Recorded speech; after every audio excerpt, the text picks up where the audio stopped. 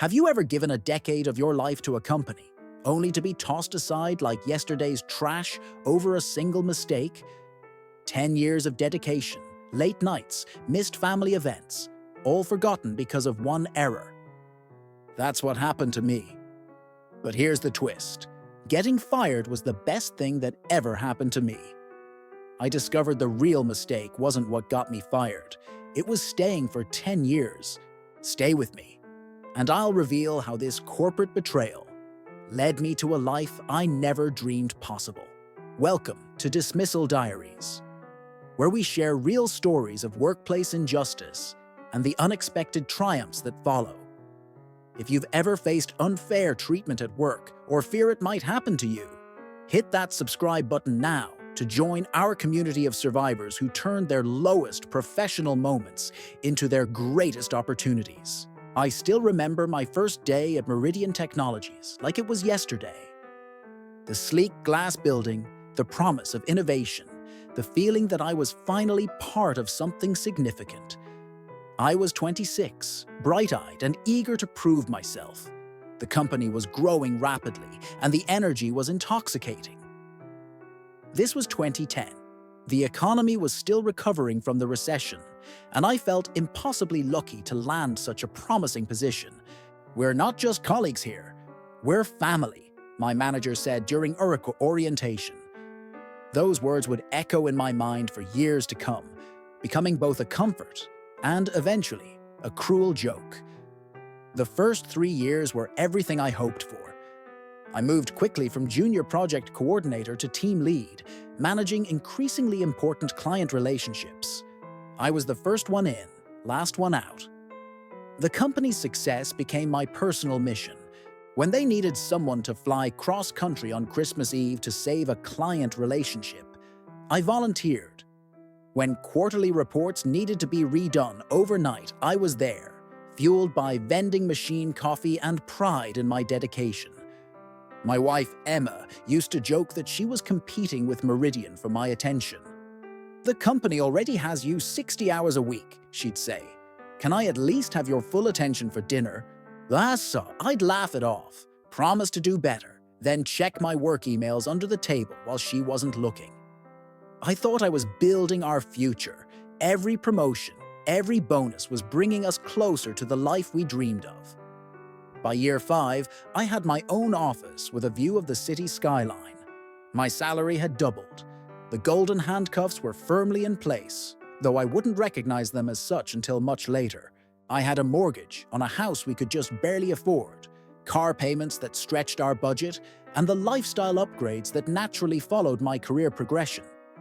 What I didn't have was time. I missed my nephew's birth because I was handling a crisis for our biggest client. I rescheduled anniversary dinners because of last-minute meetings. I took conference calls from hospital waiting rooms when my father had his heart surgery. Each sacrifice seemed necessary and temporary, just until this project is over, I'd promise Emma. Just until I make director, I'd tell myself. The irony was, I truly believed in what we were doing. Meridian's software solutions were transforming how companies managed their supply chains. I wasn't just pushing papers. I was part of something innovative, something that mattered. At least that's what I told myself to justify the mounting sacrifices. Year 7 brought my director promotion and a team of 12 reporting to me. My name was mentioned in industry publications. Competitors tried to poach me. The CEO knew me by name. I had arrived, professionally speaking. The 60-hour weeks became 70. The stress manifested as a persistent knot in my shoulder and an acid reflux condition that required daily medication. Emma and I started seeing a marriage counselor. "I feel like a widow," she told me during one session, "except my husband isn't dead. He's just married to his job." The counselor asked me to list my priorities in life. I said family first, work second without hesitation. Emma just laughed, a sad, knowing laugh that haunts me still.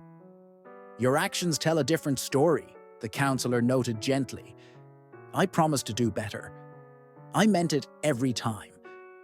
The weekend after that session, I missed our counseling follow-up because the Asia-Pacific expansion I was leading had hit a critical snag. Emma stopped scheduling date nights after that. She stopped complaining too, which was somehow worse. The silence in our home grew heavier, more ominous. We became polite roommates, sharing a living space and little else. Year 9 at Meridian coincided with a shift in the company culture. The founder, Robert Meridian, stepped down as CEO. The board brought in Maxwell Warner, a Harvard MBA with a reputation for maximizing shareholder value and streamlining operations. Corporate speak for cutting costs and jobs. The changes were subtle at first. The annual company retreat was cancelled. The free lunch program was reduced to twice a week instead of daily. The holiday bonuses were replaced with company-branded gift baskets. Small things, but they signaled a fundamental shift in priorities. Team meetings became focused on metrics and KPIs rather than innovation and client satisfaction. The pressure to perform intensified. I started receiving emails from Warner at 10 p.m., expecting responses by morning. Weekends became an extension of the work week. The unofficial motto became, "Do more with less." I told myself this was temporary, just the growing pains of a maturing company. I'd invested too much to walk away now. Besides, where would I go? My skills were specialized to Meridian systems and approach. At 42, the thought of starting over somewhere new was terrifying. So I doubled down, worked harder, pushed my team to meet the ever-increasing targets. The warning signs were there, but I ignored them. 3 of my best team members resigned within 2 months. Exit interviews cited toxic culture and impossible expectations.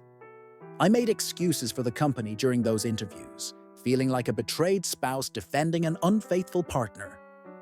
Growing companies go through adjustments, I'd say. Things will stabilize soon. I didn't believe it anymore, but saying it out loud helped me maintain the illusion that my decade of loyalty meant something.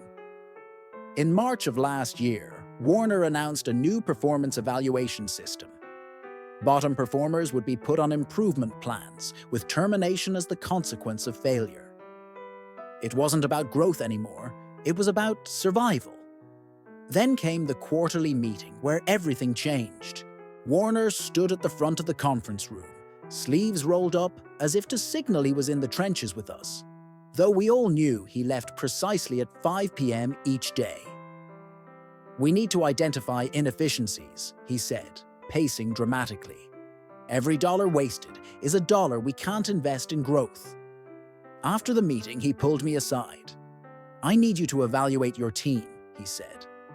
"Identify your bottom 2 performers. We need to make room for new blood." These weren't just names on a spreadsheet. These were people I'd mentored for years. People with families and mortgages and dreams. People who had dedicated themselves to Meridian, just as I had. "I'm not comfortable with that approach," I told him. "My team is performing well as a unit. I'd rather focus on development than elimination." His smile never reached his eyes. "That's not a request, Michael. It's a directive. I need those names by Friday." I spent that night staring at my team's performance data, feeling physically ill. How could I choose who would lose their livelihood? Based on what? A few percentage points on an arbitrary metric. In the end, I couldn't do it. Instead, I sent Warner an email outlining a development plan for the entire team, demonstrating how we could improve performance without terminations. His response was immediate and cold. "Insubordination is not a path to success at Meridian. 9 a.m. My office. Tomorrow." I barely slept that night. For the first time in 10 years, I updated my resume, a quiet act of rebellion, or perhaps surrender. In the darkness of my home office, with Emma sleeping upstairs, I finally confronted the truth. Meridian had changed, or perhaps it had shown its true colors at last. The meeting with Warner went exactly as expected. He didn't invite me to sit. I asked for something simple: he said, scrolling through his phone as he spoke, not even affording me the dignity of eye contact. 2 names, that's all. Instead, you decided your judgment supersedes mine. I've been with these people for years, I said. They're all valuable contributors. The metrics don't tell the whole story. He looked up then, his expression a mixture of pity and contempt.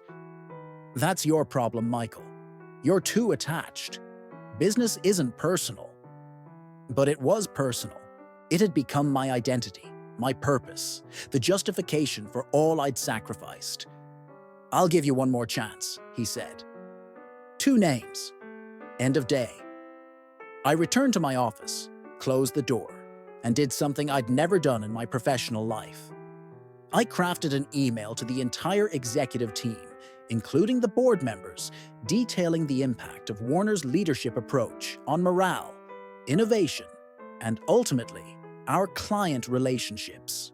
I included data showing the correlation between our declining client satisfaction scores and the cultural shift.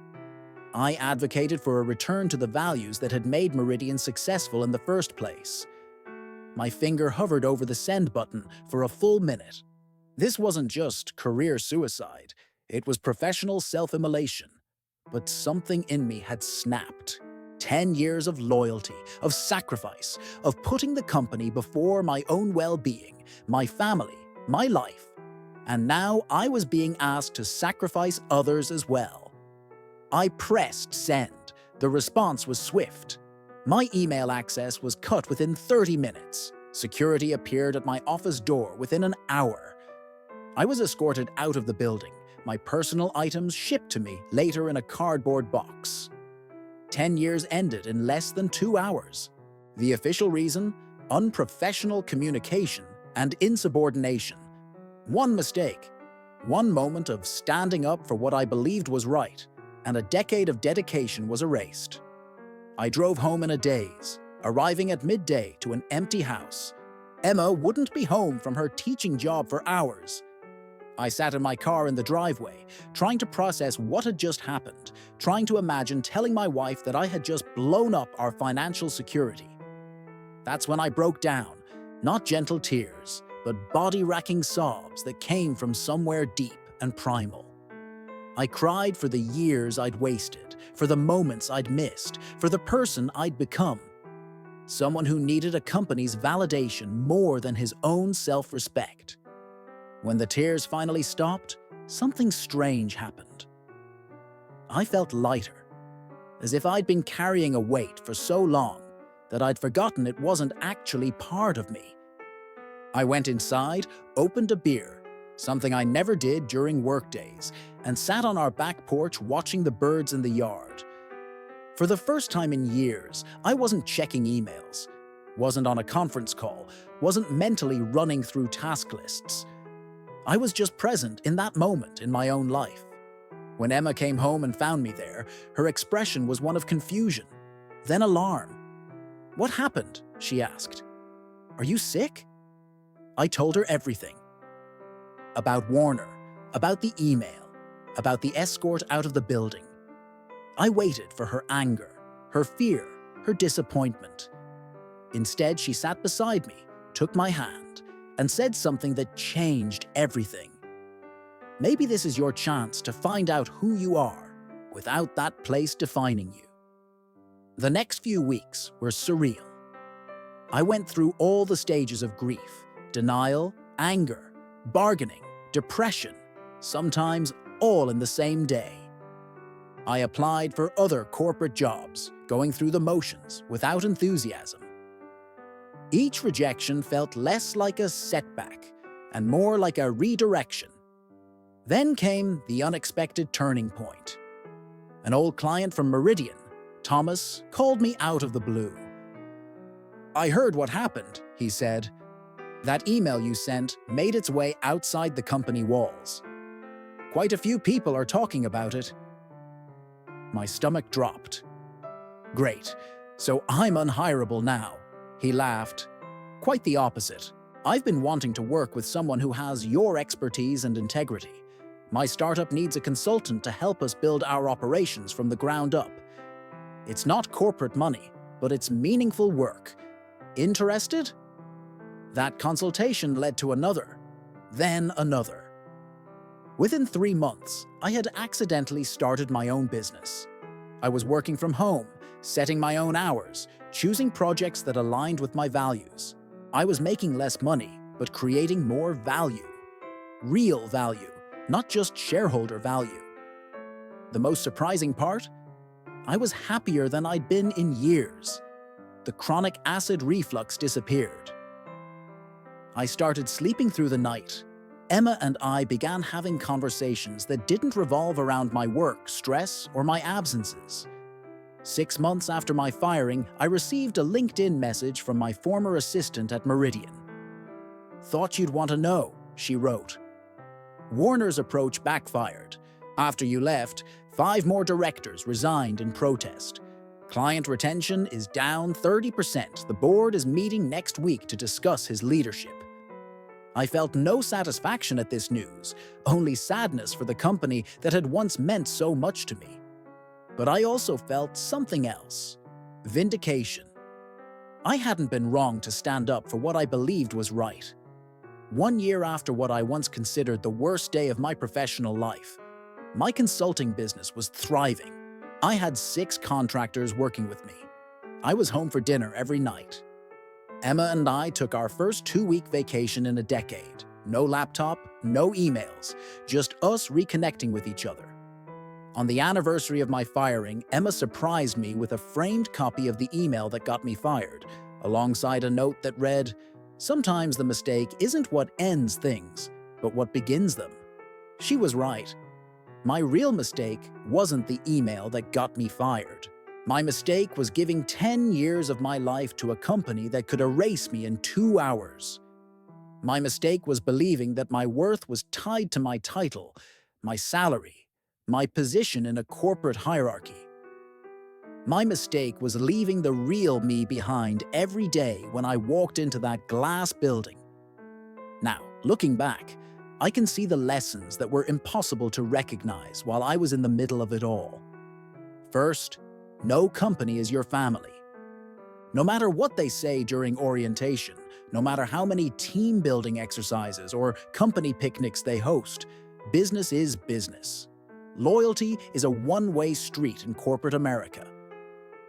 The company will always do what's best for the company, not what's best for you. That doesn't mean you shouldn't work hard or care about your job. It means you shouldn't sacrifice your actual family, your health, or your integrity for an entity that can replace you before your desk is cold. Second, your identity cannot be solely tied to your job. When I was fired, I didn't just lose my income, I lost my sense of self. I had become Michael from Meridian, not just Michael.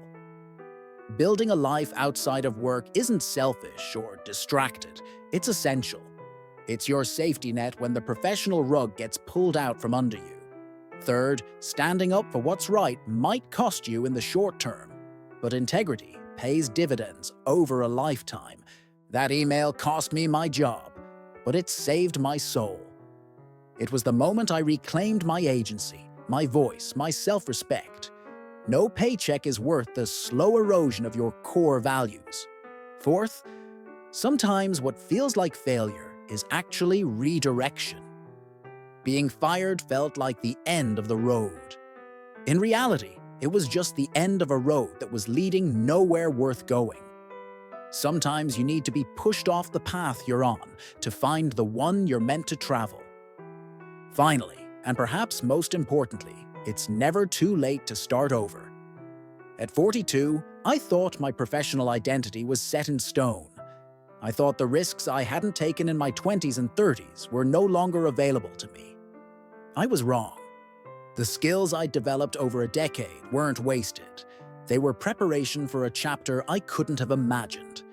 Today, my business supports companies that prioritize people alongside profit.